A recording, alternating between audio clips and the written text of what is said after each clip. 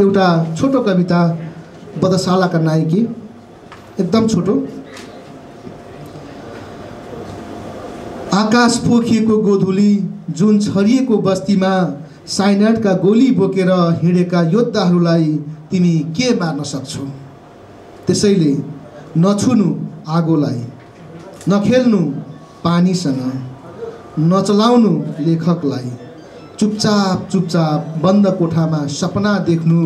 2057 साल, 2007 साल, 2017 साल, 2026 साल, 2036 साल, 2046 साल, 2062-63 साल र अब आउने रक्तिम बिहानी जहाँ तिम्रो मृत शरीर झुन्डिरहेको हुनेछ मृत्यु याचनाको बधशालामा र खुसियाली मनाइरहेका हुनेछन् एक हुल गिद्धहरू।